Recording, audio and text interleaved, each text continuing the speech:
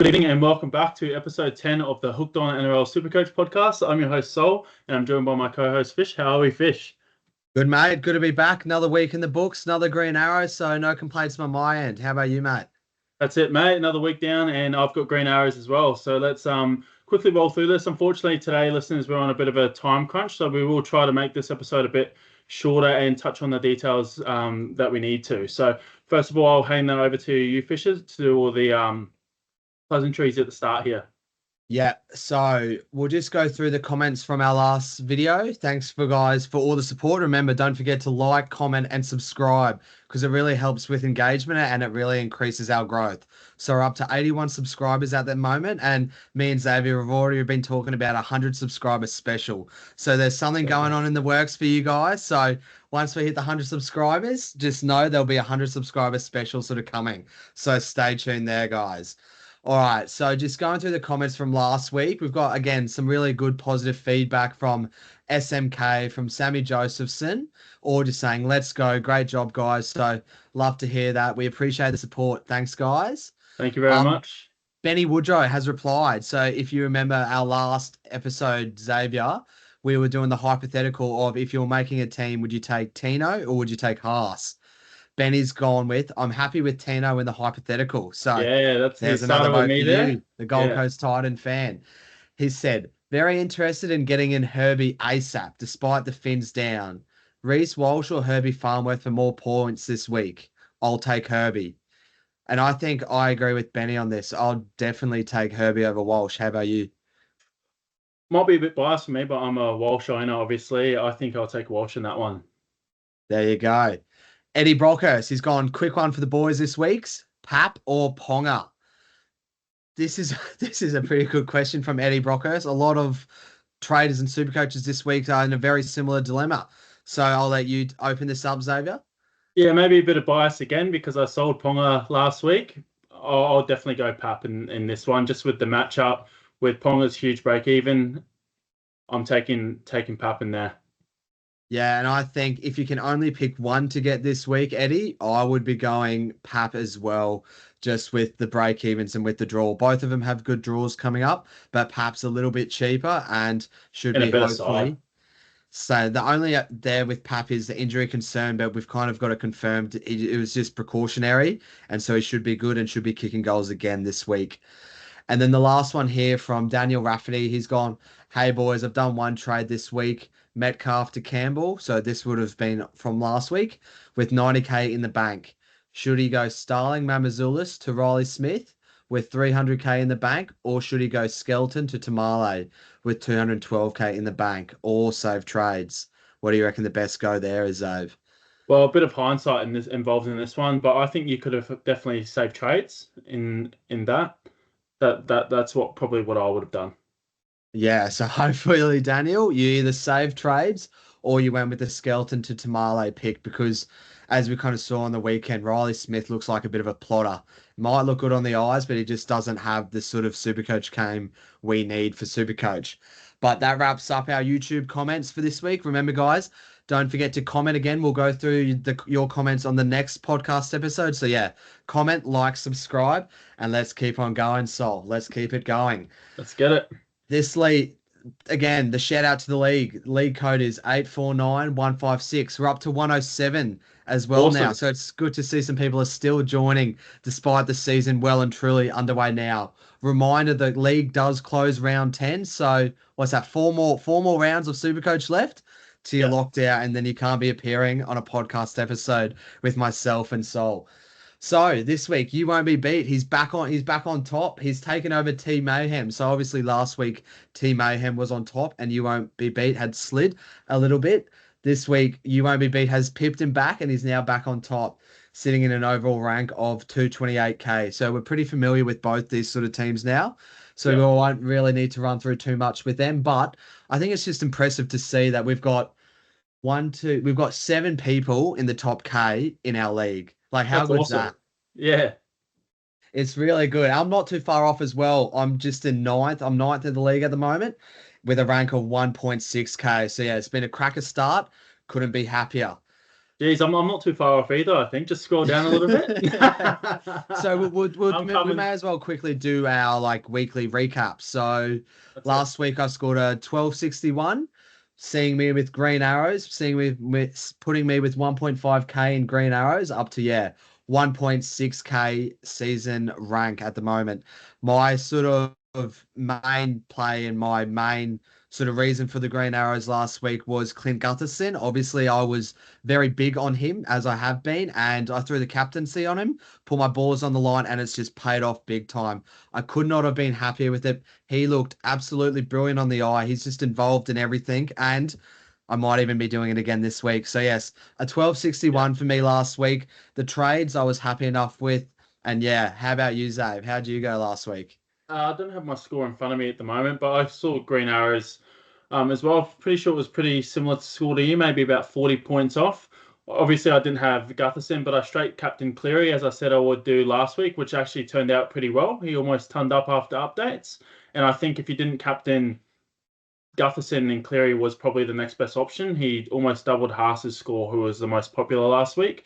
So very happy with that. The trade-ins that I had, I brought in Jaden Campbell, who was a bit scary viewing there Oh, for a little bit, and ended up getting about 30 points in update. So I'll take that in the end. And the reason I brought him in was not for the just a 1 week play. He's a season long hold. We're hoping the Titans look dreadful, and he has a pretty good draw. So hopefully you can pick up on that on the 50 or so odd score that he had. And the other trade in I got was Pappenhausen, who was on 68 points and got taken off with about 20 to go, which is a bit annoying, but can't do much about that. The one person that sort of held the fort for me as a non-Gutho owner was Tedesco, who I bought in a couple of weeks ago for Ponga. So very stoked with that trade in. I think Ponga the last 2 weeks has got obviously 35 points. He had a bit of a down week, and Tedesco's gone 80 plus, and then he turned up last week. So that's all worked out pretty well. And yeah, keen to hopefully make some more positive moves and see some green arrows, same as you, mate. that's it, mate. Keep working your way up. So I have managed to found you. So yeah, you scored a 1207 last week, putting you in 54th for the league, which is just insane as to how many good you guys subscribers are going. We love to see that.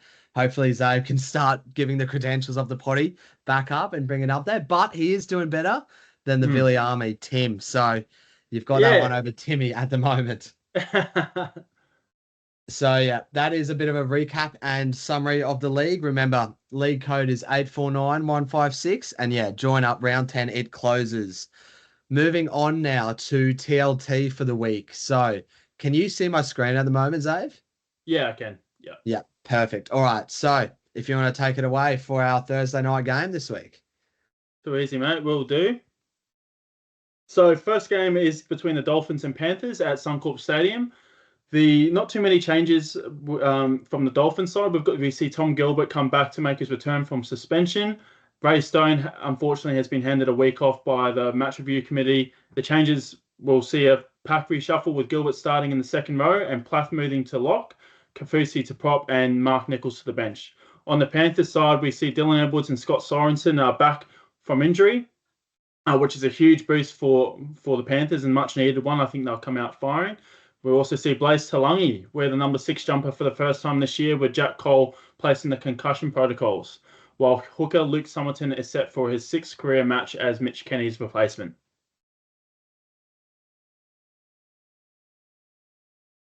Yeah. So, oh, sorry. That's all right, mate. Sorry, I'm just adjusting a couple of things here. There we go. Yeah. So, based on that, mate, what's your main intake from those team lists there? I think it's just with the Panthers, really. They're 0-4, and this, not 0-4, sorry, they're 1-5, but they've lost four in a row, which is Hmm. uncharted territories, really, and at least in modern time for the Panthers. So I know we've been kind of saying a bounce back is choose. So I'm hoping this week is the bounce back. I think it is interesting they put Blaze Talangi in the six. I think he will make them look better. I think Cole hasn't really worked for the Panthers. So I'm hopefully Blaze into the six, opens up Cleary, opens up the Panthers. Obviously, Dylan Edwards back is a massive inclusion. So yeah, I've got Panthers by 16 in this one. Geez, that's a bit of a margin, mate, at Suncorp. I think I've got Panthers by 12 in this one. There you go. Should be a cracker though to kick off our Thursday night footy. Obviously, with the time zones with daylight savings ending in New South Wales, obviously all the games have now been pushed back an hour. So we've got to wait till 7:50 on Thursday night now to get our first game of the week. Moving on to the Friday game. That's it, mate. Friday game, we have the Dragons playing the Titans. So on the Dragons side, coach Shane Flanagan is expected to stick with the same 17 that fell to the Eels in Golden Point last week, with Kyle Flanagan and Lachlan Ilias again named in the halves. David Clemmer set to start at prop, and youngsters Lycan King Tongia and Loco Pacifici Tonga and Sione Finau are in this extended squad should Flanagan opt for a late change. The Titans side with C. Fodawaker will captain the Titans for the third time after Tino Fasumalawi was suspended. Hooker Sam Verrills has been cleared to return from an injury, with Chris Vandal to move from hooker to lock to replace Tino. While named to return this week after missing last week's game with a cork thigh, Coach Des Hasler said on Wednesday that Jojo Fafita was struggling and was unlikely to return. While he was yet to confirm how he would adjust the lineup, the winger's absence last week saw Philip Sami move to the wing, Bo Fermo to centre, and Dave Fafita to the starting lineup. What are your thoughts on those team lists there, mate? Yeah, I think really the main watch here for me, for the Titans at least anyway, is David Fafita. Obviously, last week we saw the late switch to him starting, which I was actually very keen on almost jumping on as a bit of a pod play, but I'm very glad I didn't. He just hasn't been himself. He's not that damaging self that we know David Fafita is, that busts the tackles, that scores these sort of tries. So he's still a wait and watch for me. I don't really know what's going on, why he's reverted back to the bench. Obviously, Fermor is back starting on the other edge, but I suppose that's a bit of a watch for me. He's obviously becoming cheaper and cheaper in Supercoach, so just be ready and waiting to pounce at least on David Fafita for the Titans. For the Dragons, obviously we'll touch on Dylan Egan a bit because I believe he'll be in the most purchased players, but just want to give another big shout out to Clint Gutherson, the king. The king. He's just in everything for the Dragons, which is why I actually think this year you could almost hold him for the year. Yeah. Previous years, he obviously hasn't been up there average wise, but total points wise, he's always been up there. And at the Eels, when there was no Moses or no Dill Brown, when he was sort of that sole playmaker, we kind of saw that he does have these tons in him and that he is that main guy. And he is that creative player, as long as we kind of saw on the weekend him scoring a few, but usually it's him sort of tipping it on. And the short side plays, either the right-hand side or the left-hand side, he creates that 3-on-2 and they just hit the gap. Speaking of that left-hand side, Tupelotu, I am very happy as an owner, definitely keen to keep and hold on there. But apart from me, that covers up the Drags and Tigs. I have Drags and Titans. Sorry, this should be a good game, actually. I have the Dragons by 8 at home at the moment. How about you, mate? Any thoughts or tips in this one? Bit of a tough one for me to tip. I think the Dragons will bounce back, but I think so will the Titans, and it's going to be a narrow game. I can see the Dragons winning by 4 points in this one. Just with those team lists as well, I'll add my little 2 cents on. Definitely on the back of what you said about Gutho, as me as a non-owner, it's a tough watch because Gutherson isn't everything in the attack. So if you purchase him, plaudits to you. You've done really well, and I definitely can see how you could hold him, especially through the Origin period as well, because we suspect that he won't play Origin. Other things to touch on from the Dragons side is Lachlan Ilias. So Braithen Astor is his manager, I believe, and he's come out and said that he believes this is a bit of pressure to put on your client, but he believes that Ilias has 2 to 3 games to turn things around, otherwise he'll be dropped. So I think based on that, Ilias as a 7, and I think that's a fair enough statement because he really needs to lift, and the Dragons need to win. And if they're not winning games, if they drop this game, Elias' spot's going to be on the line for sure. So definitely something to keep an eye on. Not really as a super coach option, but just to see if that changes anything, if they do force a change in the halves. I'm not sure who would come into the halfback role for them if they've got someone in the younger grades, but for a bit of footy sense, definitely something to keep an eye on there. From the Titans side, not too much to touch on. Once again, I'll jump on the back of what you said about Fafita. huge on him. And I don't know what it is with Des Hasler and his Cleese Haas, because why is Fafita not starting in the second row over Cleese Haas? Cleese Haas is, well, in my opinion, better in the middle. So that's another little thing there. I don't quite understand it. Bo Fermor is definitely not a centre as well. He got found out big time up against Herbie. So Bo Fermor needs to stay second row. Fafita should be the other second row, and Cleese Haas should be playing this week at lock, I believe. But once again, I'm not an NRL coach, so, and Des Hasler is, and he's won a premiership before, so he knows what he's doing, and I don't. I'm happy to move on to the next one if you are, mate. Yeah, cheers, Desi. Moving on to the 8 p.m. game, Broncos Roosters at Suncorp. That's it, mate. I'm really keen for this game, actually. So on the Broncos side, Adam Reynolds is on track to play after scans cleared the halfback of a hamstring injury, which is after he kicked a goal last weekend against the Tigers. So hopefully he's all good to go. With Brendan Piakura suspended, he was also knocked out cold on the weekend, which we saw, which is pretty unfortunate. Jaden Hunt is set to start for the first time this season, and Marty Tapau comes onto the bench. On the Rooster side, a couple changes here with Mark Nawanawituase given a chance to prove his fitness and is in the extended squad. And what we're hearing is that Dom Young might be the odd man out, and I wouldn't be surprised if Mark comes in on the wing there for Dom Young, based on all reports. And I sort of did say this as well last week, that I had no belief that if Billy Smith comes in, it's for Mark or it's for Dom Young. Robert Toya stays, though Billy Smith and Toya are the centers of the future. So I got that one right there, and I also got this one right, which is I'm pretty happy with. Last week I did say that Hugo Savala had an awesome showing in the New South Wales Cup, and he's been handed the keys at halfback with Townsend dropped, which me as just a footy follower, couldn't be.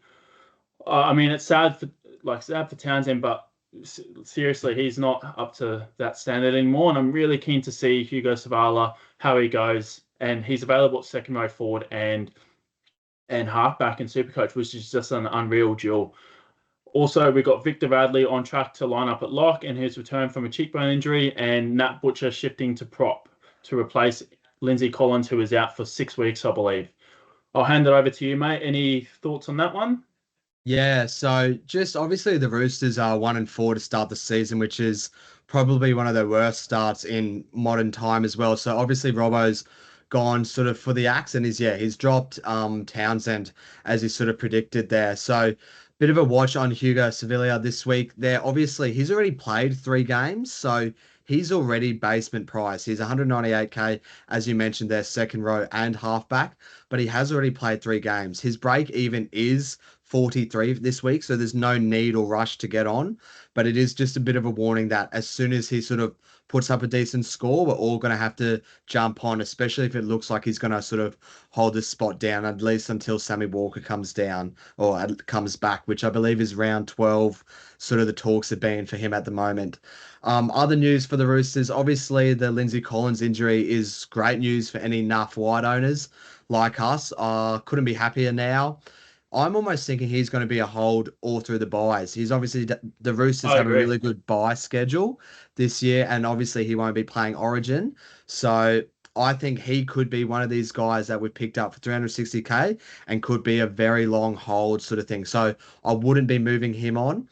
The other one I kind of want to touch on is Sil Wong. He looked unreal. He definitely had his best game in the NRL at least last week, and he popped out a 120 with like 1 attacking stat, so like a handful of attacking stats. Now, it does feel like you've kind of missed the bus at like 500 and a bit K now, but he is someone that I am sort of slightly tempted on a little bit there.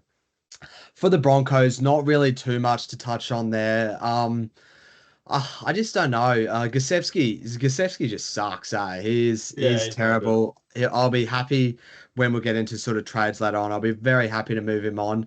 And I suppose bit of a question for you now. What are you going to do with Reece Walsh? Like, where are you sitting? What's your thoughts on Reece Walsh and Walshy moving forward? I'm at this stage. I'm holding, mate. I'm a Walsh truther, and I've held all this time. I'm gonna stick with holding at this stage and try to fix up other areas of my side. I'm quite keen to just leave my fullbacks as they are, seeing as they don't play Origin. And I guess fingers crossed for me this week that Adam Reynolds either misses or he plays and he can't goal kick. So Reece Walsh needs a bit of base, and I would love for him to take over the goal kicking this week. So my fingers are crossed in that department. But if you do have him, my advice would be at sub 600k now. We know what Reece Walsh is. You could sell Jesse Arthurs, for example, for 90k less. Who's the more quality player? It's Walsh. I would rather sell Jesse Arthurs, for example, over a Walsh. That's simple as that for me. So I'm firm in the hold camp, but I do understand if you do want to jump off because he's not been great. And also there's other fullback options putting their hand up. Yeah, for me in this one, I think it again will be obviously Robbo will have the boys up for it, especially with the sort of Chad Townsend dropping. Everyone will be on alert for the Chookies. So I do think they show up, but I do just think the Broncos at home should be too strong. So I have Broncos by 8 in this one. How about you? I'm actually going to tip the Roosters in this one, mate. I think they have a massive bounce back, and I think they're going to come in and beat the Broncos at Suncorp after getting smashed by them in round one. So I'm all in on the Chooks here. I think Trent Robinson's going to have them up with those changes as well. Radley's a big inclusion. I'm buying into it. Not just because I'm a Tedesco owner, but I really do think they're going to turn up in this one, and I'm going to tip them. I'm going to back them in. Could be a bit of a smoky there. Yeah, that's it, mate. Last couple of things before we move on to the next one. Just Hugo Savala. I know I touched on him before. Big fan. Just another thing to keep an eye on. Everyone has Sandon, right? But apparently Savala was a goal kicker when they both played together last year. So that's something to keep an eye on just before we move on. And then also Gashevsky. I'm looking at selling, but I think with that bench, it looks like he's going to play 80 on the edge because they've just got no other edge back rower now. They're all pretty much drop dead. Happy to move on to the next one now if you are, mate. Yeah, so Gosevsky 80 minutes should be good for about 17 points. That's it, mate. That's it. Oh, one other thing. Sorry, I did. Oh yeah.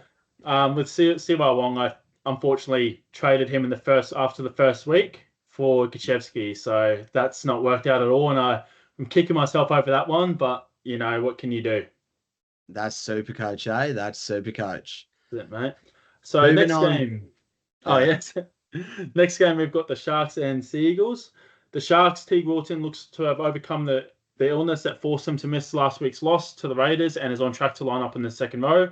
Talakai is also set to return after passing through the concussion protocols. For the Sea Eagles, Lockie Croker and Tommy Talau are pushing to return from injury a week earlier than expected and have been listed in the extended squad. Jason Saab also looks set to line up on Saturday. Arvo, despite suffering an ankle injury last week. Josh Alloway will make his return after missing one game with a shoulder injury. I swear Josh Alloway is in every single recap of the Sea Eagles when we're doing the team list. There's something always going on with that man.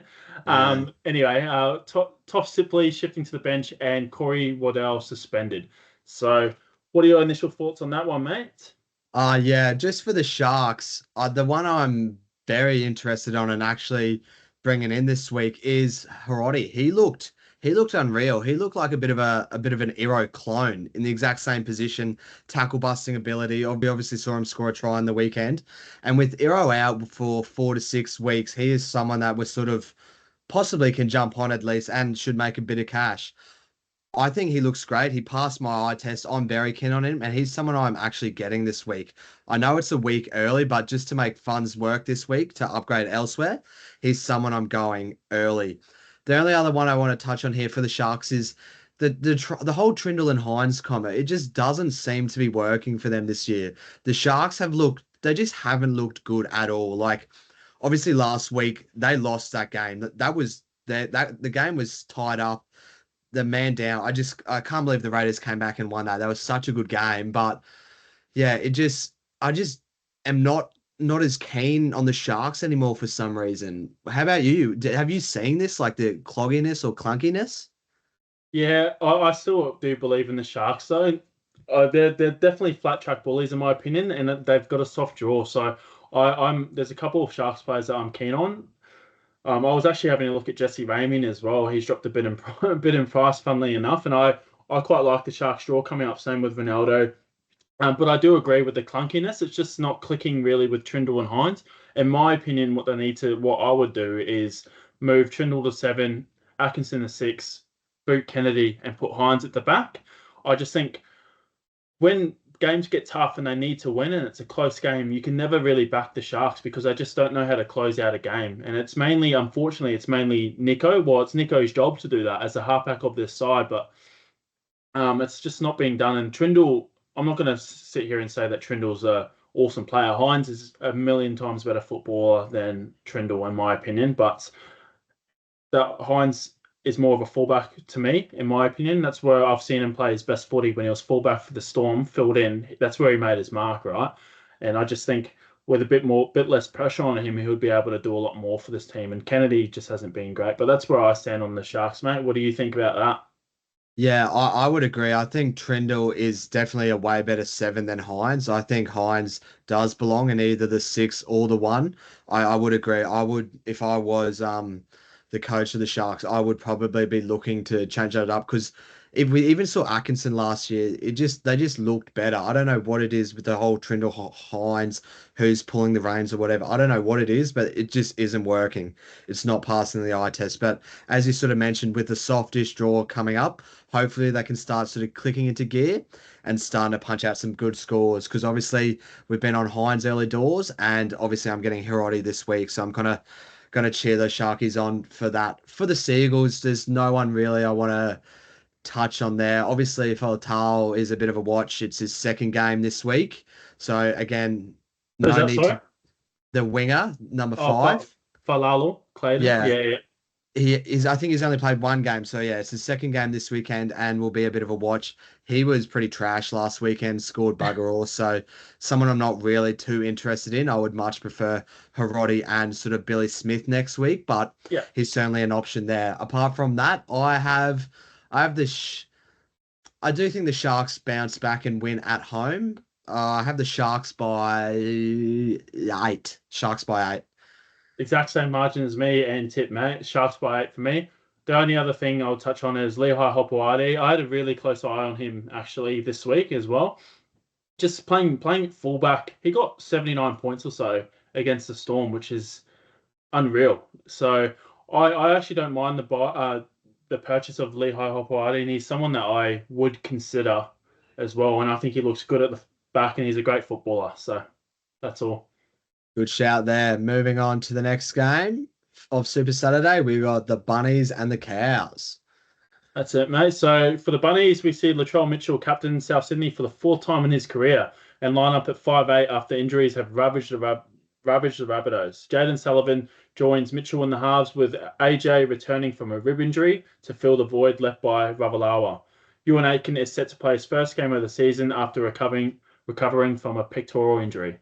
For the Cowboys, Ruben Cotter has trained throughout the week and has successfully overcome the illness that kept him out of last Friday's win over Penrith. The co-captain's return will see Sam McIntyre revert to the bench and Harrison Edwards shift to 18th man. Just hearing that, mate, what are your thoughts on those team lists there? Yeah, I think the Bunnies were super courageous last week. They'd lost both their halves and also a winger within like the first half. So to come away and win that was a massive win for the Bunnies. So can they do it again though? Obviously, Latrell is now in the 6th jumper, which I think would do better. He wasn't anything special sort of last week, and we kind of saw him already move into that halfback or 6th position last week. So hopefully, if he has his kicking game a bit more down pat, it should work out well for the Bunnies. Jai Gray, I think he's been outstanding to start the year. He is Yeah. well and truly, apart from maybe Gutherson, but again, that's Supercoach form as well. Like NRL form wise, like Jai Gray has been absolutely brilliant. He's out jumping fullbacks that are almost double his height. Like for the little short king he is, he is an absolute goer. So I've been super impressed with him. Hubner got the little try assist on the weekend, started some cash gen, so love to see that. And for the Cows, not too much to comment on there. They obviously had a good win against the Panthers last week and a massive upset. So you can't do anything but cheer the Cows on in that game there. So yeah, in this game, I have this. This will be a close game. Bunnies at home, very weak. Oh, I'm leaning Cows with Cotter back, but this one could be a game day sort of decision. How about you? Thoughts and tip here? Yeah, I'm going to go Cows in this one.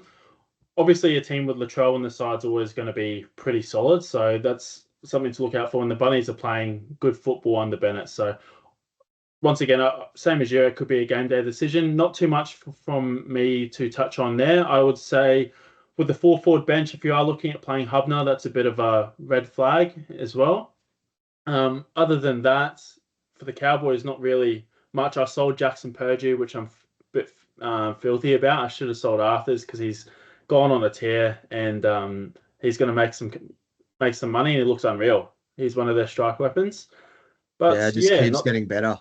that's it, mate. He's a good player. He's an awesome player. I just didn't have faith in the Cowboys, and I didn't like their draw. I think they got the bye next week, and I don't play the major bye rounds, which is why I chose to hold a Robert Toya over him. I'm not like I'm happy I hold Robert Toya, but I'm wish a little bit that I sold Arthur's over Purdue. Arthur's would have been the one to go for me in hindsight, but you just gotta keep moving on. Keen to see you and Nate come back, and I think that's why also why Latrell's named in the 6 jersey as well, because they've actually got a capable centre to squeeze in and plug that hole there, and Gray's been great at the back. So yeah, Yeah, team for that game.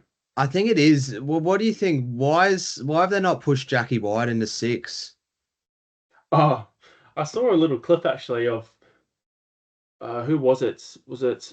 Oh, it was Fittler. Fittler coming up to Jack Wyden in the sheds after the game, and apparently Jack Wyden said that he had a little sin in 6, and then Wayne Bennett after the game said, "Yeah, you're never playing 6 again." so, There you go. after that, so I'm not sure. I didn't think he played horribly, but I think Latrell Mitchell's just got a bit more of a boot, and he's more creative than Wyden. Wyden's got the better. Oh, I'm not going to say the better running game, sorry, but it's Latrell. But I just think Wyden will be in the centres all year, whereas Latrell, I think, will eventually take over the fullback spot. So they're more happy to shift Latrell around as opposed to Wyden, who, if you do that, he's going to be there all year. You're messing with other combinations as well.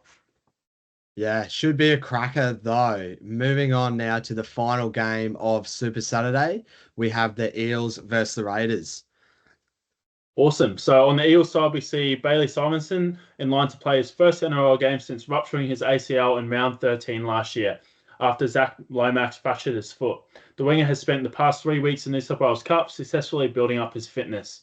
Young gun Josh Papali'i is 18th man and another option to replace Lomax. I would absolutely love if this kid got a shot. He's looked so good in the trials.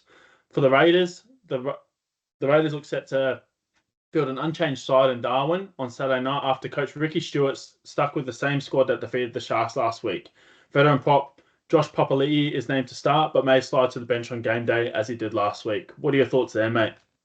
Yeah, just for the Raiders, I think it's a bit of a watch. Obviously, with Hosking coming back very soon, we've sort of seen Horse's minutes have been a bit down recently. Like he's been getting that one sort of big stint, and in the earlier rounds he was coming back on and sort of finishing the game off. But in recent times, we've seen Matty Nicholson sort of move from the edge into the middle and finish the game really in the middle, which does for Nicholson stonks anyway. It does boost him because he just gets to a bit more work through the middle, but it is a bit of a watch for Corey Horsburgh moving forward. He might not be that sort of hold the whole year, but obviously we don't have to be too reactionary yet. We can still wait till Hosking comes back. But yeah, once he's back, they've kind of got a few. They've got a pretty great forward pack, so it's just Yeah, getting they the do. minutes around. So I'm glad I'm not Ricky Stewart at least. Obviously with the news, Lomax is out for what was it, 4 to 6 weeks or something with a foot fracture. Yes, 6 weeks. Massive blow for the Eels. I think he's like along with Iongi, he's been one of their better players to start the year, Lomax, and so I think the Raiders could possibly put a bit of a score on here in this game. I know the Eels won last week, but yeah, I just see them regressing. Like I'm just not impressed at all with the Eels. How about you, mate? Same here, mate. I'm not impressed with the Eels either. In saying that, I did tip them last week to beat the Dragons, and they came out and did that, so I'm happy with that. But I think this week they come down to earth a little bit, and the Raiders should win this one. It's obviously on neutral ground in Darwin. So I'll be tipping the Raiders, but not convincingly. I think maybe by 6 points. The Raiders, as good as they are, they never seem to smash sides. They just come away with tough, gritty wins due to their forward pack. Off the back of their forward pack, they just play through the middle, but their backs aren't really too flashy.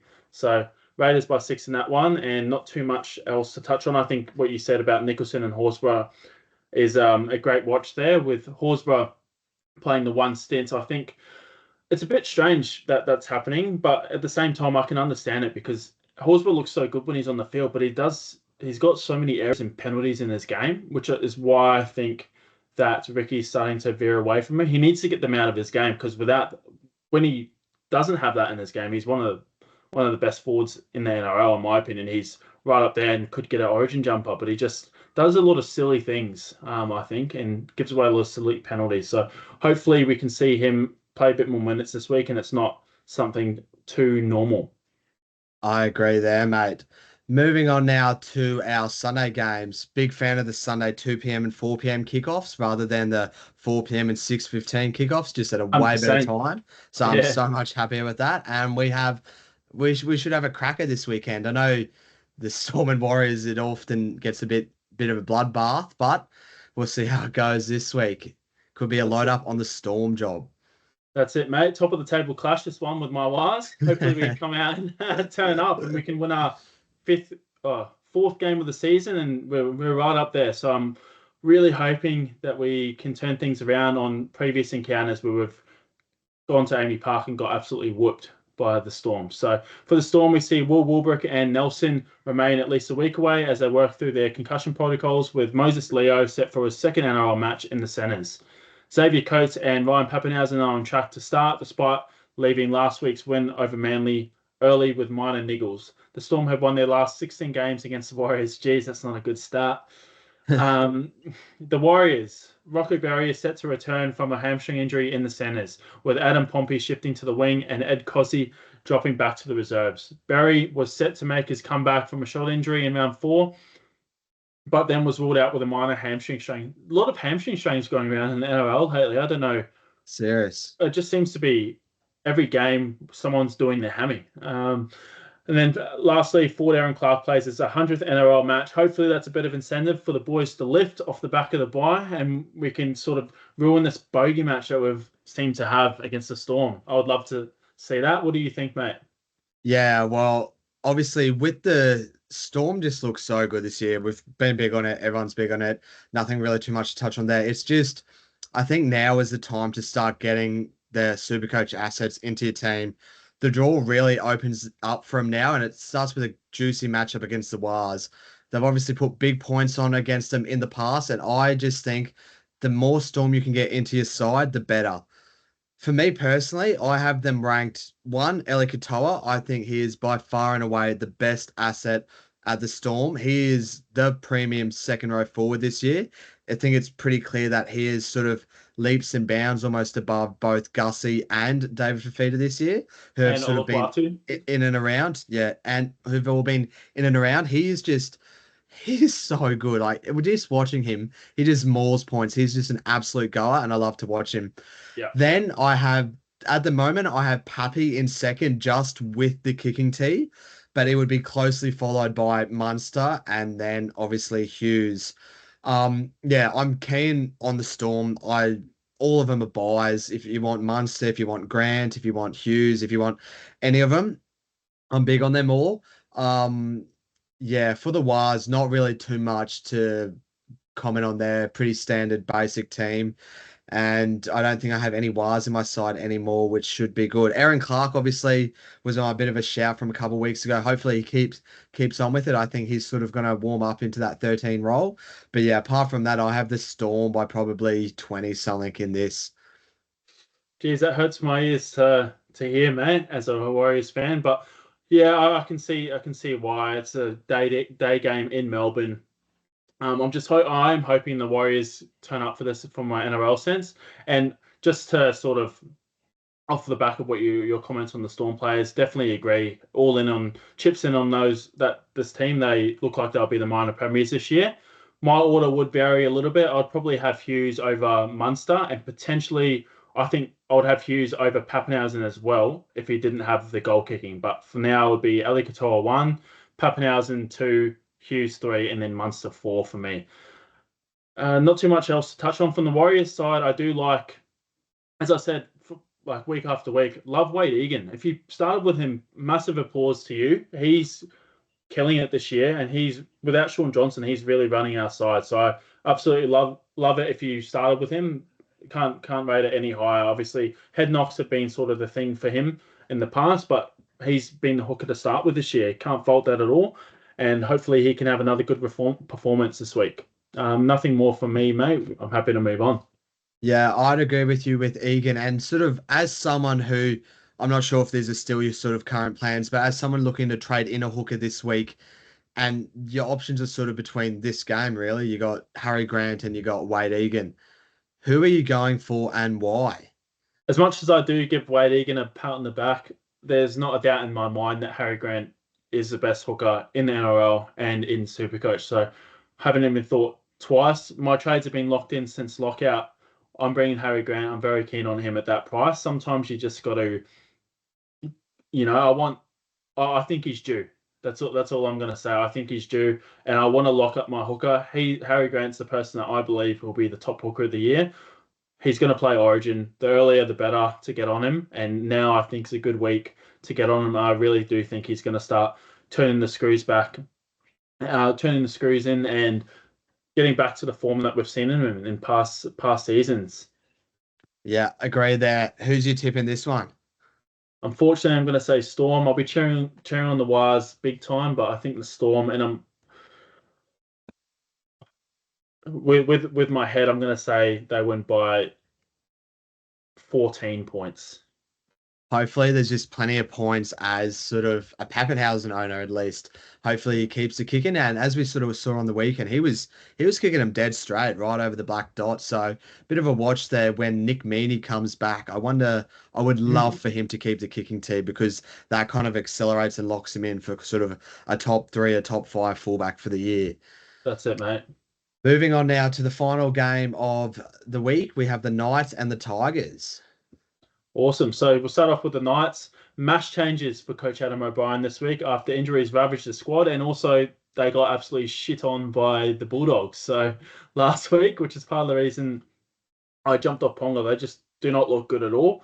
Phoenix Crossland is set to line up at halfback in place of Cogger, who's been probably him and Townsend, probably the worst halves in the comp to start the year, for sure.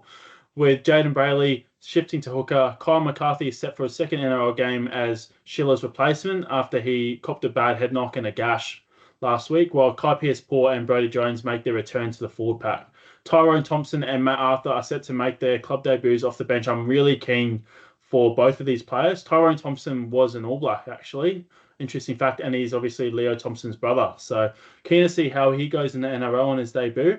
And then Matt Arthur, I really rate him as well as a bit of a nuggety hooker, and I hope he gets his chance and he can stamp some authority in this side. West Tigers, Luai, massive inclusion back in, has overcome his shoulder injury and is set to make his return from suspension for the clash with the Knights, with Latu Fainu set to miss a match with a thumb injury. He also got knocked out pretty badly last week with Stags running over the top of him. Jarrell Skelton is also on track to return from a hamstring injury, and Samuela Fainu is slated to line up at second row after recovering from a leg injury. Thoughts here, mate, as a Tigers fan? Yeah, well, for the Tigers, I think we're looking pretty strong this week. Like we've sort of got Luai, we've got Skelton, and hopefully we've got Fainu back as well. And I think we, as I sort of expected last week, we did miss that experience, especially in the halves. But despite the scoreline, I don't really think it reflected sort of the game. Obviously, the first half was a cracker half as a Tigers fan, especially at the game, giving it to all the Bronx fans. But that's it, mate. We were there live, weren't we, in the members section? We were cracking seats. It was a good watch. It was a good day, mate, as it always is. But yeah, I just think I have a sneaky suspicion now. I know the Knights Tigers games has always historically been a bit of a sort of high scoring, very close game between the two clubs. And I am leaning the Tigers this week. I think with the Knights outs, they're massive. Obviously, they didn't look good at all last week against the Dogs. So I think that he'll have him up and pumping this week, especially with the changes. But a lot of these are a lot of these are injury forced. It's not really the coach's selection. It's because they're lacking a bit of depth here. So I don't know. I think it should be a good game for the Knights. I've got a big eye on obviously Thomas Kahn, and we'll touch on him in the buys. But I think just even on the eye test, he looks unreal. So definitely happy with him. I'm hoping Phoenix Crossing moving to the 7 will hopefully improve Ponga's game, because as you sort of mentioned, Cogger has been trash for the Knights, and I do think it's part of the reason why the Knights sort of suck, because we sort of saw on the weekend he just does nothing, and like as soon as Ponga gets the board, they look good. So I don't know what's going on there at the Knights. It could be a bit of a game that where they need to win and they need to get up for it. So yeah, it should be a great way to wrap up sort of the week in Super Sunday. So at the moment I have with the returnings, I've got the Tigers in this in a close one, but this could change depending on sort of the vibe on Sunday Arvo. But yeah, how about you? Anyone you're interested in here? Yeah, I'm joining you on the Tigers tip there. I could change on game day, but I really have hated what I've seen from the Knights. They just rely on Ponga and that's it, you know. Like they've got really good centers with Best and Gagai, but that's not going to win you a footy game. And Ponga, I feel sorry for him because he just has to do absolutely everything for this side. And now he's stepping into first receiver at the moment, which isn't good for Supercoach if you do have him. Still, because he's not running that sweep line, which is what accumulates points and how he gets his points. And it's just because his halves or Cogger, namely, is incompetent and can't run the side. So, No, serious though. Like I not 100% being agree. harsh. Like dead set. Yeah. Like Cogger kills the attack like Townsend does, and Ponga has to step in and run the side. So he's playing three positions all at once. And if he's stepping into the first receiver role again this week, which is what he was doing, then I think he's a sell. So that's an interesting watch. I want to see how Crossland goes. But yeah, that definitely can't keep up. If the Knights are to win games, Ponga needs the ball and he needs it all the time in good space. He can't be at first receiver. So that's the reason I'm tipping the Knights. Just a bit of difference, tipping the Tigers, sorry. Just the difference in the halves is too big. Galvin and Luai first. I love both Crossland and Sharp, but as a 6 and 7 pairing, Galvin and Luai every day of the week for me. Not too much else to touch on. Thomas Kahn, obviously, we'll get to him later, but keen to watch this game. Yeah, it should be a cracker. Both the games on Sunday, obviously both our teams playing, but yeah, they should both be good games and hopefully high scoring games with nice sun out, Sunday Arvo vibes are on, tinnies are flowing sort of thing. So yeah, that wraps up our TLT analysis for this week. We'll now move on to sort of the most purchased and the most sold segment of our podcast. Oh. Okay, so this week we'll do the most purchased first. We'll do the top 10. We'll get through them quick though. So number 1, Thomas Kahn this week. He's been brought in by 30,000 super coaches this week, and he's coming in with a negative 66 break even. For me, someone I'm bringing in this week, I love him. He passes the eye test. The concern with him is the time, like how long does he get in this side? But I think it was Barry Tui coming out this afternoon confirming that he's got this spot for at least 2 weeks, and Dylan Lucas might even be delayed. So I think just with all that news we've heard, like I think he looks great. He's someone to get, and he's someone that you can play this week. I know I'll definitely be playing him here because we saw in the first game, I think his base was 78 points, which is just absolutely nuts for a second rower. So yeah, I'm big on him there. How about you? Yeah, mate, can't fault the buy at all. Negative 66 break even. So he's going to make cash when he steps on the field. You've basically hit the nail on the head there. I'm not going him at this stage, but I can't fault the buy at all. I like it. And he's definitely someone that you can play with his base. Moving on to the second most purchased player this week, Nathan Cleary. Now, I think this one, if you don't have Nathan Cleary, it's an absolute no-brainer. He's 688K. I think he's pretty much bottomed out in price now. And with sort of the Panthers draw coming up with Dylan Edwards now back, I think this could be the lowest we see him for a little bit of time. I think obviously his break even is 116 this week, but he's someone very capable of easily hitting that, and he'll certainly be my vice captain in the first game of the week. How about you? What are your thoughts on Cleary as a buy this week? Absolutely love it. If you don't have him, get him this week, I think. I'm actually really tempted to straight captain him again, go back-to-back weeks with the straight captain. I know it's not wise with the loop, but I just think, once again, I think he is the best captain options this week. But yeah, that's something for game day. And I like the trade, and if you don't have them. Nice. Moving on to the third most purchased this week, we got Dylan Egan. He's got a break even of 38, and he's someone a bit cheaper in the second row forward. So obviously Thomas Kant isn't baseman price. He's 274, so you are having to pay up a little bit. Whereas Dylan Egan is 198k now. From the eye test, he does look good. He does look like a bit of a goer. He does look a bit more meat and potatoes, doesn't really have that attacking flair or attacking spark. But we've seen with Flano giving him good minutes sort of the first couple games. I could not argue with the buy. I like it. How about you?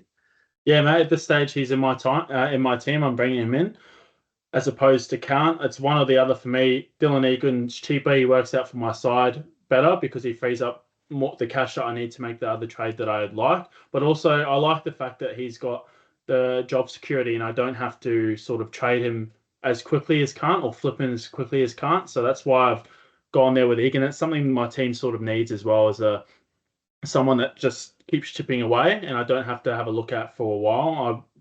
It's a bit more of a longer term solution, I think, with Dylan Egan, because you can just sit him there. He'll do the same thing every week until he bottoms out. Whereas Tom Kine, as soon as he loses that starting spot, you have to ship him off. And if he does end up on the bench getting lower minutes, he's an urgent sell. Whereas Dylan Egan, I can't see his role reducing. So that's the reasoning there, and I love the Egan buy at basement price. Nice. Moving on now to the fourth most purchased this week. We got Cameron Munster, and now this is where I actually don't really agree with him being the fourth most purchased for the round. For me personally, like he's obviously already so highly owned and he's already kind of put on these big scores. And we saw on the weekend, like Cam Munster was on 80 points at halftime with a try and the tries. Like he was in absolutely everything in that first half. The second half, the Storm blew him away even more, but he kind of took a back step. And that's the sort of thing with the Storm. There are so many chefs in the kitchen there because they've got such a good side. But to be the fourth most purchased player with the ownership already, I am a lot more keen, and something that I'm actually going to do personally next week is Burton comes back, and Burton is back next week. Burton obviously has the kicks for the Dogs, and the Dogs have looked absolutely unreal this year. So for the same sort of price, I'm a lot more interested in going Burton, especially with Munster playing Origin, and we're approaching sort of that Origin and buy time now. So I really think if you're adamant on Munster, this is the absolute last week to get him. Otherwise, yeah, I'm big on Burton. Jump on the Burton train next week with me. How about you? What are you thinking with Cammy Munster? I like the Munster buy. I can't fault it. Like he is in a great side, and he's gonna do well. But his base, as I touched on, and why I was so big on Jaden Campbell, just doesn't seem to be there this year. He's not doing what he used to do, which is take runs across field and just jack up points. But he actually needs those attacking stats this year to accumulate, which he will get. But it's he, as you said, 80 at half time and only finished on 93. So not the best there. And couldn't agree more with Burden. I was massive on him in preseason. I bought him in round 2, and then he got injured 27 minutes in, but it was on 50 points, was looking set to ton up. Burden is the 6 to own. The Dogs look awesome. Couldn't sing that any louder. So love that, mate. Now, someone who I do agree with, and if anything, I think should be above Munster for the most purchased, it's Jerome Hughes. So I love it. I absolutely love him. We sort of saw last year, I jumped on him early doors, and he is just unreal. Like, I know he doesn't kick or anything, but he really is that guy for the Storm when everything is clicking. I know there's all the chefs in there, but it seems to be Hughes. Like, obviously, he won he should have. No, he did win the Daily M, didn't he, last year, or he should have won He it? did. No, he did win it. Yeah, he's kept that form. He's been unreal, and like especially on the eye test, I was almost considering doing a bit of a Hughes, Hines to Hughes sort of play. It's obviously very sideways, and I've got trades sort of to address and attack elsewhere first, but it's definitely something I'll be eyeing up if, in fact, the Sharks can't get get it going or whatever. So yeah, I think I love the Hughes buy. If you don't have a halfback, I obviously would be going Cleary first above Hughes. But if you're bringing in Cleary this week and you still need a halfback, Hughes 100%. I'd be going over Hines. How about you, mate? What are your thoughts on Hughes as the fifth most purchased? I love Hughes at the ownership. 1.7% owned. I love that, but would I go him over Hines? I probably wouldn't. But I am a massive Hines guy. The Sharks have a good draw. The Storm have a good draw. Hines kicks, and Hines doesn't really have much competition for points. Really, he is that guy. Whereas Hughes has got Munster, Pappenhausen. So I can't fault either. Hughes is more pod buy. But I would side with Hines there, and I do like Hughes as a buy over Munster, as you touched on there, for a bit of a pod play. I considered it briefly selling Walsh to Hughes and having all three of Hines, Cleary, Hughes, and then also having Pappenhausen and Tedesco as my fullbacks. So I was considering that, but I'm not going to do that this week. But can't fault the buy at all there. Geez, I do like the sounds of that. I do like that as a trade. Mm. Sort of a bit of a common theme this week now, moving on to the sixth most purchases, Eli Katoa, another Storm boy. He is someone that, as we said, average, he is that guy in the second row forward and the gun to own. You have to pay up for him though. That's the only thing. He's not cheap. He's coming in at 750k, and with the break even of 59, it looks like he's only going to keep going up and up in price. So I feel like he's someone for me that I just want in my team, and then set and forget. I can forget about him till the rest of the year, unless he gets injured or whatever. Obviously, no Origin. He is just, yeah, for me, he is at second row forward, one of the must-haves you will need and second row forward this year. He is just that much better than the other second row forward. So yeah, I think if anything, he should be a bit more higher purchase this week, but I think it is because of that, obviously, that price tag, that 750k, it is expensive, right? So for me, he's someone I'm bringing in this week. I am super keen on it. I'm massive on it. Get him into my side. But yeah, what are your thoughts on ECAT as a buy this week? Couldn't be any higher on it, mate. I think as you said, he is a second row own, no Origin fears. He's in a great side. He looks bloody awesome. He's got a 60 B, which he should easily hit this week. So no qualms there. Question to you quickly: Hughes you're obviously going Eli Katoa, but if you had the flex position available, Hughes is a little bit more expensive. Who would you be going?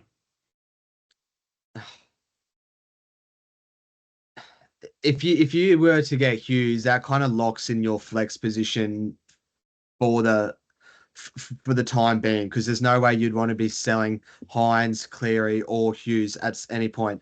Whereas with ECAT, you can easily kind of bring him in now this week for flex, and then trade out whenever your second row forwards are dubs or whatever's happening, and then flick them up. So if I was to pick one for the whole season in flex, it would be Hughes. But if it was more of a weak play and then someone I look to shift, get ECAT back into the second row and sort of play around with the flex that way, it probably would be ECAT getting him in this week. But yeah, I think for the year, I think definitely Hughes. He just has, even though Eli Katoa has that base and that safety, Hughes has those big 200 scores in him, as we sort of saw last year. That's it, mate. Yeah, I guess on the back of that, quickly before we move on to the next one, last week Eli Katoa was someone that I was heavily considering in the flex. It was between him and Pappenhausen selling Turbo, and I believe I posed that question to you. Who do you think scores higher? You said Pap, and I'm hoping it's Pap now that I've got Pap, but I really do think that Eli Katoa is on that level with the fullbacks and with these gun halves, honestly, because he just looks phenomenal. That's how high I think you should be ranking him as a trade-in target. He is really that much better than these guys in the position. He can go toe-to-toe with these fullbacks and these halves that we're talking about. Agreed, mate. Moving on to the seventh most purchased now, and it's the king. It's King Gutho. I hate this guy. I'm not, yeah. No. His break even is 78, and he's coming in at 828k, and people are still buying him. He's the eighth most purchased player. Look, I get it. He looks unreal, and if you're of the opinion of he's someone you want to have and hold for the whole year, then I see it. Get on, but especially as someone who jumped on when he was about 680k, I don't know if I'd be willing to pay 830k for Gutherson. I think you're paying for what you're going to get at his sort of best at 830K. But yeah, he should be.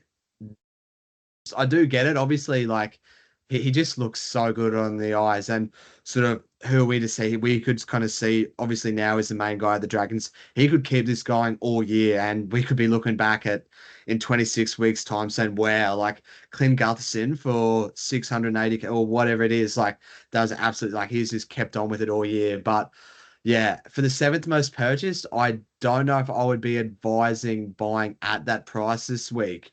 How about you? Oh, I absolutely hate the buy. As a non-owner, there's no way I would pay that money for Gutho at that ownership. I would much if you're battling between if someone in the flex, I'm going Hughes every day of the week over Gutho, for example. At this stage, with the ownership, with the draw, with the team, with the price, would take Hughes. I don't understand that buy at that price for Gutho. Sorry, mate. I'll just be back in 1 second. Just give me 1 second. I'll let you carry on with number 8, and I'll be back in a sec.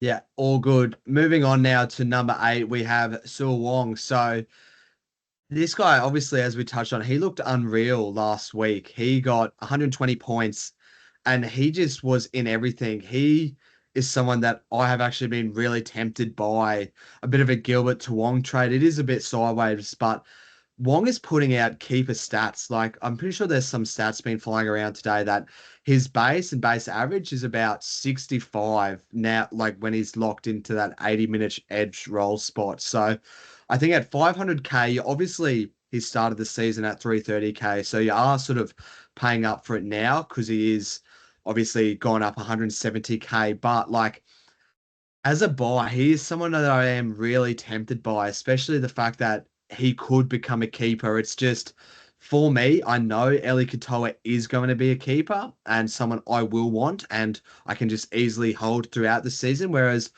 Su Wong could be a trade in now and then in a couple weeks' time or in a month's time, the minutes reduce or something changes and it just doesn't add up. So for me, that's why I'm going ECAT over Wong. But I think Wong is a tremendous player. And if he keeps up these figures, he very well could be a season keeper. It's just I don't know if I have the confidence or not to go at least to back him in at this price at this point of the season. What do you think on Sil Wong as a buy, mate? I don't like it. Obviously, I sold him in round 1, which I'm gutted about because he looks unreal. I sold him for the reason that he just didn't look good in that first game, and I was like, okay, it's Siwa Wong. He's doing the same thing as he's done to us in years past, and then he's just come out and he's pulled it on with his base. He's got the edge roll, and he's looked really good. So, look, I know a lot of people are jumping on, but I'm not opposed to the buy. I definitely like it more than Gutho, but I think there's better options out there at the price. I would go him. We'll get to it later over Matt Nicholson though at number 10 for sure. I'll definitely go Wong, and that's as a Nicholson owner, and I don't have Wong, so don't mind it. But I'll be trying to either go down to an Egan or a Can, or go all the way up to Eli Katoa. That's how I see it. Agreed. Moving on now to the ninth most purchased, another Storm player. They've been very dominant in the top 10 this week. It's Pappy. He's been brought in by 2% of super coaches, and he obviously lost a bit of cash last week. He's gone down 7K and he's sitting with a BE this week of 73. Still very achievable, especially if he plays the 80 minutes. Do you think you would still be buying Pappy if you didn't own, or would you be looking to go elsewhere, No, I'd be buying him 100%. Yeah, especially with the kicking? yeah. I love the buy. Would go him over Gutho right now with the prices, and yeah, I can't speak highly enough of Papi. I think you got to get him in, and we'll get to it later. He's actually my captain for this week at the moment. Moving on now to the 10th most popular purchase this week. It's, as Zave mentioned before, it's Matty Nicholson. So I don't understand how he is the 10th most purchased player. How, first of all, obviously everyone I thought jumped on early doors. I know everyone listening to our podcast would have jumped on early doors because we were big advocates for him. But yeah, at almost at 450K now, going up 120K, as I mentioned earlier on, with Hosking coming back soon and with minutes going to be a bit wary for the Raiders, I just couldn't really advocate him as a buy at all. I know he's got a 5 break even and he scored 91 last week with just 1 try, which is very good and very impressive base stats because, as I sort of mentioned, he moved into the end at the into the middle, sorry, at the end of the game last week, and it really did well for his base stats. But yeah, like as a 10th most purchased player, I couldn't advocate for it. And yeah, as you mentioned before, I would go Wong over Nicholson, but again, ECAT is the guy. I'd be going ECAT over both of them. Yeah, I agree with everything you said there, mate. I would go Wong over Nicholson, but I would be looking to either, if you're trading out a second row, you're going down to Cant or Egan, or you're going up all the way to Eli Katoa or one of the guns that you like. I don't think middling around in the mid-range section with his high, well, Wong's not really high owned, but Nicholson, he's already high owned. You're not going to make up ranks. He's not going to make a shitload of cash. You're just better off going all the way down or all the way up. Agreed there. Now moving on to the 10th most sold for this week. We got number 1, Jamie Humphries. This is a no-brainer. He's copped the injury, scored 1 point last week. It's the end of the road for Jamie Humphries owners, and that's probably why we're seeing a bit of an increase in halfback purchases this week in the most purchase. So yep, definitely sell. You agree there? Yeah, sell. Needs to go. We weren't even massive advocates from the buy as well, so sell him. Move him on. Another player who I'm moving on this week is Jakasevski. Is coming in just under 310k now, so he's made about 75k, which is handy, I suppose. But yeah, his break even he's not a must move on this week. His break even is 16, and as you mentioned there, he's locked in for 80 this week, and obviously Piakora being out for 2 weeks from now, and Ricky coming back next week, he should be locked in for bigger minutes this week and next week. But yeah, even with big minutes, he just isn't impressive at all on the ice. So he's someone for, especially with the second row forward cheapies this week we have in Kant and with Egan, he is someone I would be very happy to move on to and downgrade there. How about you? Yeah, sell for me, but it doesn't have to be this week. I'm not going to say it's urgent. Agreed. Third most sold is Adam Reynolds. So I remember seeing him in the most purchased list a couple weeks ago, and now he's now the third most sold player. Obviously, the hammy issue isn't ideal, but if I was an owner, I would not be selling. I think like you sort of made your bed with him now. He still scored 57 on the weekend and came off with about 38 minutes to go. So if he plays that game out, he could very easily turn up again as he has been doing at the start of the season. Obviously, the bit of a hammy niggle is a concern, but all the scans have come out. It was all precautionary. There's nothing wrong with him. He'll be fine. He'll be kicking. If I had him, I would be holding. I don't think I would be selling. How about you? Depends on team makeup. I think if I didn't have Cleary in, I would pay the extra 50k to get Cleary back and just cut the losses there. But once again, you could hold, but who are you losing? You're losing one of either Cleary, a Hines, or a fullback if you're holding. And in my opinion, he's not outscoring any of them. He's going to lose cash. So I would lean more towards sell and get one of these other guys in. Moving on to the fourth mod sold is Tommy Starling. So it looks like he's probably peaked in price now at just under 500k. But again, he's someone that I don't think is an urgent move on. I think he's pretty safe for about a 50. You could say maybe some weeks a bit more, sometimes a bit less. But I think all in all, you can be relatively safe with Tommy Starling getting about 50 points. So yeah, as a sell, look, I get it. If you're moving sort of Sandin up into hooker and then bringing in a halfback, I love that trade. That makes plenty of sense for me. But to be the fourth most sold, I don't. Again, it's someone that I don't think needs to be the fourth most sold player this week. There's plenty of other players to be sold ahead of him. Yeah, he's also playing the Eels, so I like the matchup for him, but it's just the minutes and it's sort of the timing of it all. I'm massive on buying Harry Grant this week, who wasn't in the top 10, and you can get Harry Grant for about 100k extra than Starling, so I can see why people would be shifting Starling. It seems like he's made his cash, but I can also see why you would hold. For me, I would lean towards hold. He'd be the first guy on this list that I would say hold, give him the Eels game, and then pivot from there. We'll quickly roll through these last five? Last Six. couple. Last six, mate. Yeah. I'll let you kick it off with Valmonga. Yeah, so with Valmunga, I don't know. Again, he's now got the dual added, so he's someone that if you started with him, we kind of saw not last week because they were on the bye, but the week before he got a decent score. So obviously, it would you be moving a Valmunga to a card? Oh, I don't think I would.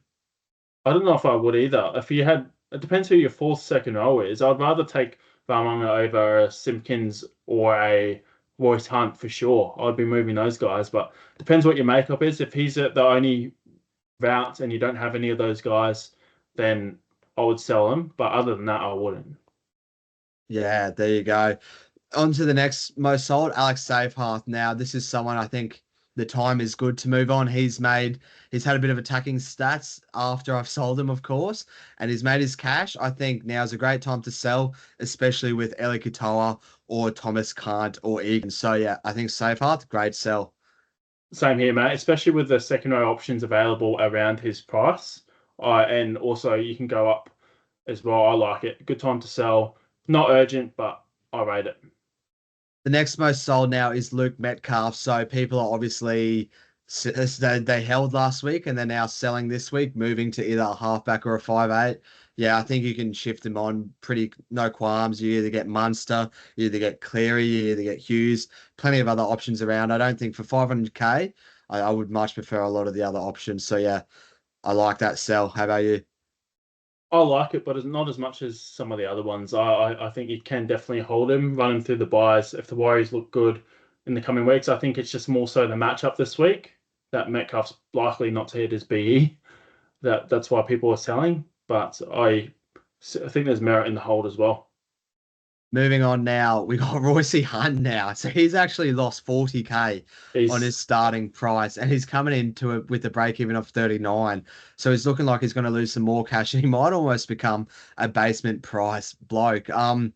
Yeah, I would much prefer selling a Royce Hunt to a Egan or to a Kant. Like that trade to me makes sense, whereas Vermunga doesn't make as much sense for me. So yeah, I like the Royce Hunt sell. He's not doing much. He's getting bugger all minutes. We sort of saw last weekend it was Finu, the younger brother Finu, the big fella, that actually got the first interchange for the props, and Royce Hunt got bugger all minutes because Finu got those minutes, and Finu looked good as well. So yeah, definitely advocate for the sell there. How about you, mate? get rid of Obviously as an him. owner. Yeah, get rid of him. I hated him in preseason.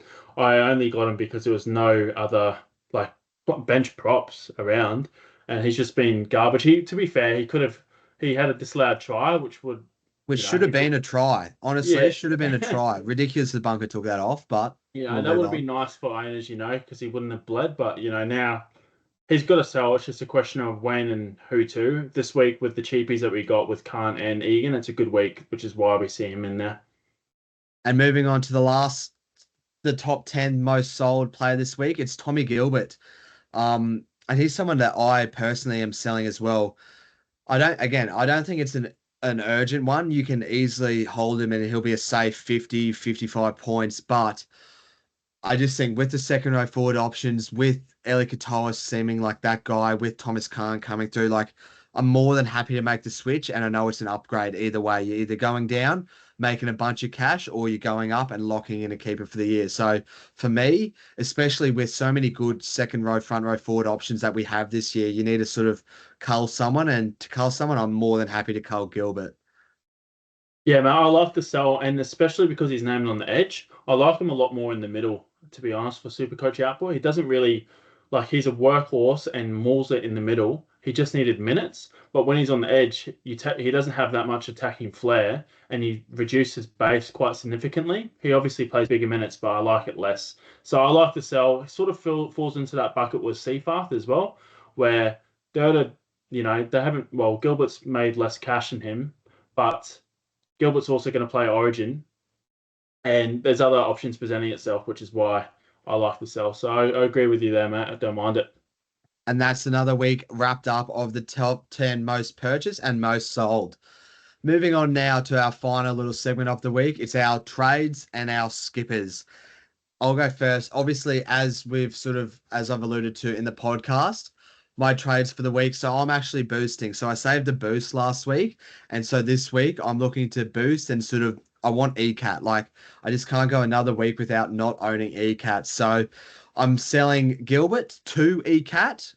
And then I'm also doing Gasevsky to Kant as a bit of an upgrade and a cash play there. And to fund the whole thing, I'm going Jesse Arthurs to Hiroti, who, as I sort of mentioned last in the team's analysis, looks great on the eyes, will be a bit of a buy next week. But I think with a lot of centers or a lot of players next week becoming a buy, like your Billy Smith with the Seagulls, with with the forwards as well, you can't have them all. And so for me, if I can sort of afford the upgrade from Gilbert to ECAT from downgrading Arthurs to Hiroti, I don't think I'm missing out on that much in that trade. And it upgrades, obviously, the team with Eli Katoa being an absolute out and out gun. So, yeah, I'm happy with those trades this week. I've got bugger all left in the bank after that. So I'm using all my cash this week, but I'm happy with the team. And this is how we're setting up this week. So for now, I've got Sandon starting ahead of Pakes. We've got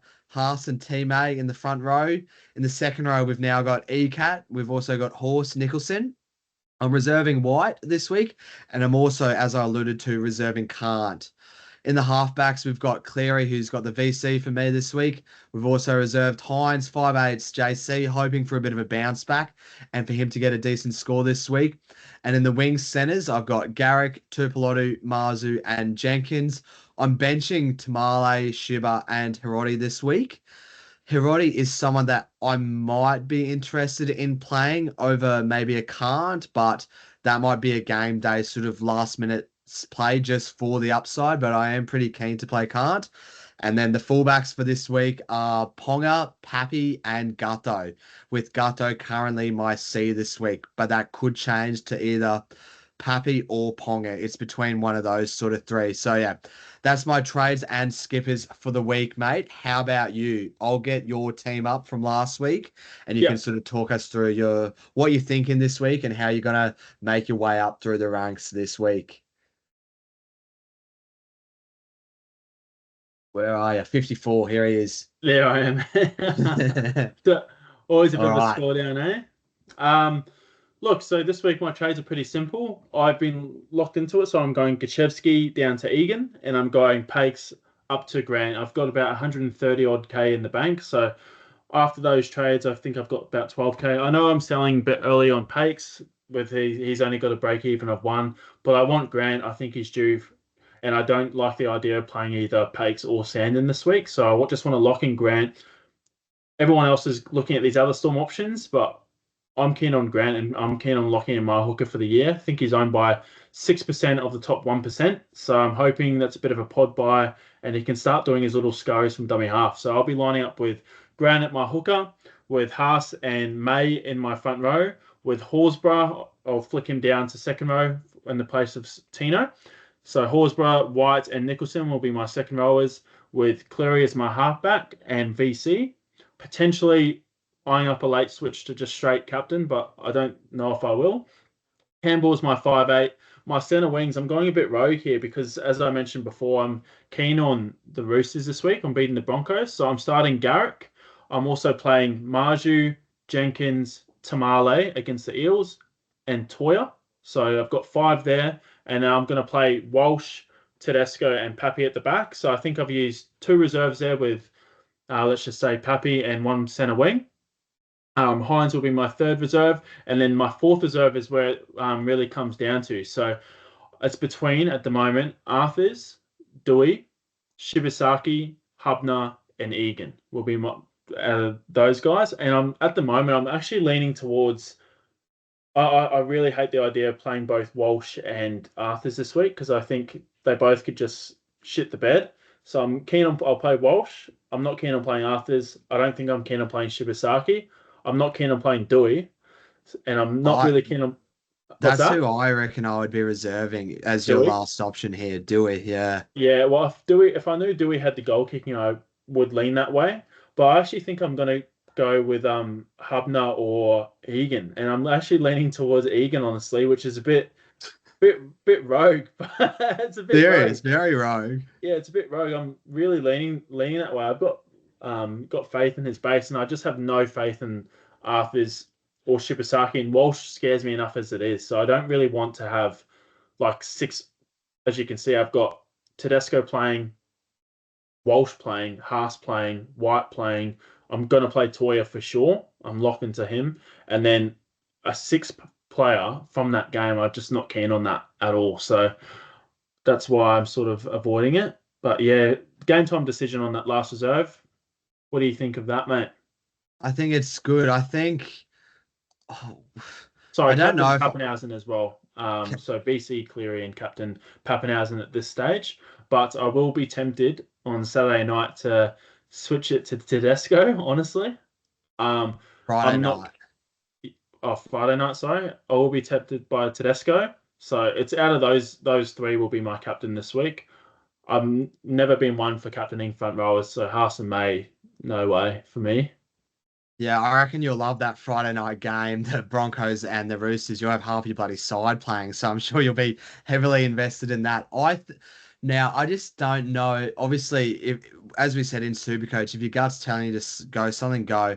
For me, you said there was 6% owned in the top 1%. I think it's that low because it's the top 1%. The top 1% don't have Harry Grant because he hasn't been good at all. He hasn't passed the eye test, hasn't done anything.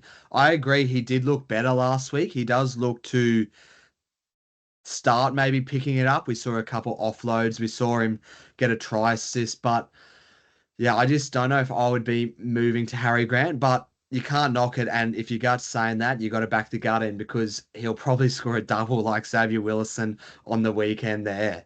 That's it, mate. Back to Willison in for a try on the weekend for anyone that's listening or interested. And we're having a bit of a toss up between me, Fish, and mate Matt. And I was like, Willison anytime for sure. Willison anytime. Real keen on it, and then didn't end up doing it. And I was filthy when he scored. So, hopefully a bit of that sort of intuition with Harry Grant comes alive this week. I'm really keen on him.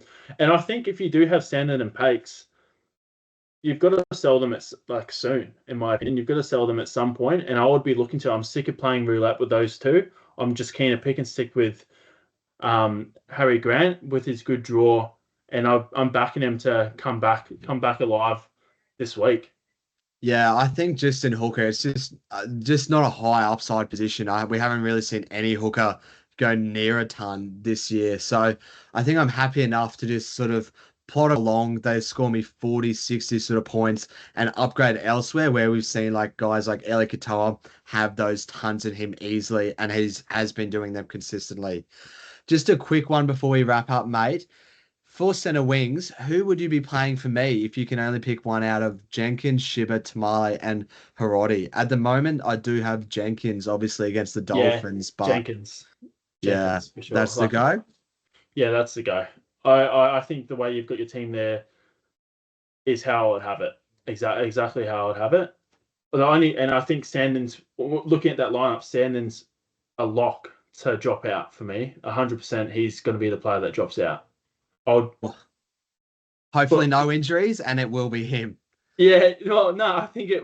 Yeah, that's what I'm saying. Like, I'm keen to upgrade these hookers because I just don't have any confidence. And with Savala in the lineup, potentially kicking goals, Sandon might lose a little bit, and Pakes has Billy Moser coming back soon. I really do think you've got to jump off these guys soon, and I don't think a lot of people are considering that. But you do make a good point with hookers not a high upside position, but I think Harry Grant's right for the taking this week, and I'm all aboard. Oh, well, hopefully with the Chookies going to put in a performance and turning up, hopefully Sandon Smith is involved in sort of the attacking play there. But I think that wraps up another podcast episode 10 of the Hooked on NRL SuperCoach podcast.